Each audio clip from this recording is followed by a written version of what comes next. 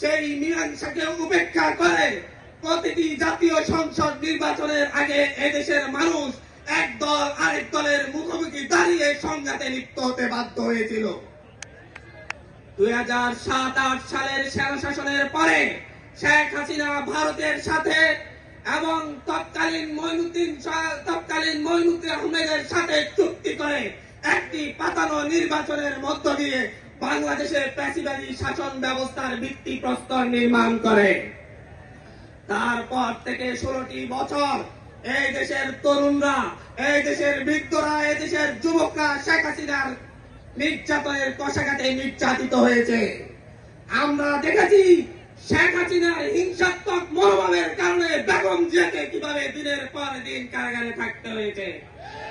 আমরা দেখেছি কিভাবে এদেশের বিরোধী দলীয় নেতা কর্মীদেরকে গুম খুন করা হয়েছে।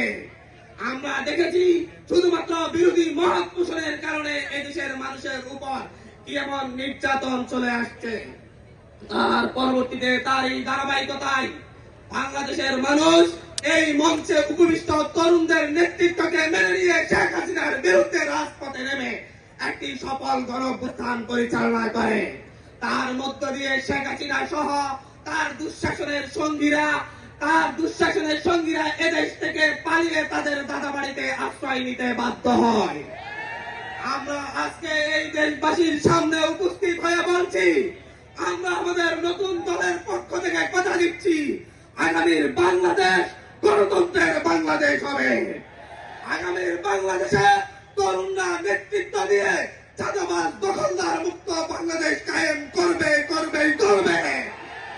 আগামীর বাংলাদেশে আর কোন নির্বাচনের আগে দলে দলে সংঘাত হয়ে প্রাণহানির ঘটনা তরুণরা ঘটতে দিবে না।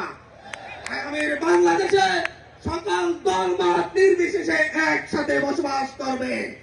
আজকে যেমন আমাদের এখানে সারা দিয়ে বাংলাদেশের সকল রাজনৈতিক দল এখানে উপস্থিত হয়েছে, আগামীর বাংলাদেশ নির্মাণে আমাদের এই তরুণ প্রজন্মের নেতৃত্বে সকল রাজনৈতিক দলকে সাথে নিয়ে আগামীর বাংলাদেশ পুনর্গঠন করা হবে। এটা এই দেশবাসীর কাছে আমাদের প্রতিশ্রুতি। আমরা এই প্রতিশ্রুতি রেখে আপনার সংক্ষিপ্ত বক্তব্য শেষ করছি। ধন্যবাদ।